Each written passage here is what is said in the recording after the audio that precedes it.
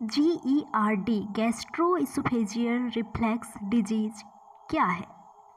चलिए इसे समझते हैं। देखिए, जब हम खाना खाते हैं तो भोजन, ये तो बोलस बन गया। बोलस क्या है? तो चबाया हुआ भोजन प्लस सलाइवा, इसी को हम बोलस कहते हैं। तो ये बोलस हमारे माउथ से फेरिंग्स में जाता है, फिर फेरिंग्स से इसोफेगस में जाता है।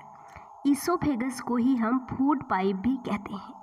ये फूड पाइप यानी इसोफेगस हमारे भोजन को स्टमक में पहुंचा देता है।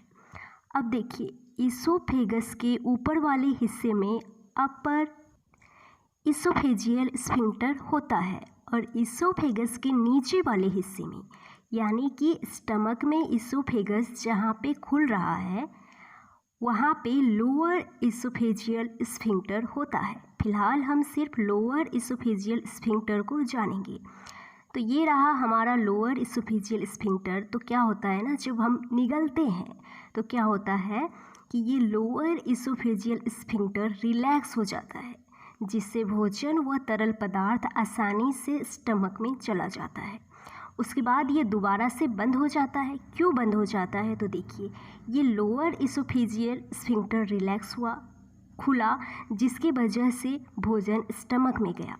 लेकिन अगर ये खुला ही रह जाता है, बंद नहीं होता है, तो स्टमक कंटेंट्स इसोफेगस में भी तो आ सकता है। ऐसा ना हो, इसीलिए ये दोबारा से बंद हो जाता है। ये नॉर्मल कंडीशन में होता है। लेकिन अगर ये स्फिंक्टर एबनॉर्मली रिलैक्स हो जाता है या कमज़ोर हो जाता है तो भोजन स्टमक में चले जाने के बाद भी ये बंद नहीं हो पाता है, जिससे क्या होगा, स्टमक कंटेंट्स इसोफेगस में आ सकता है।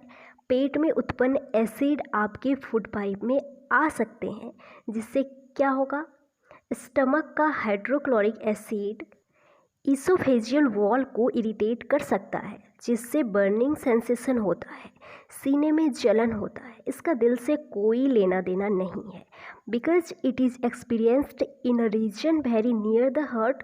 मतलब इसी रीजन में हार्ट भी है, तो ऐसा लगता है कि हार्ट में कुछ हो रहा है।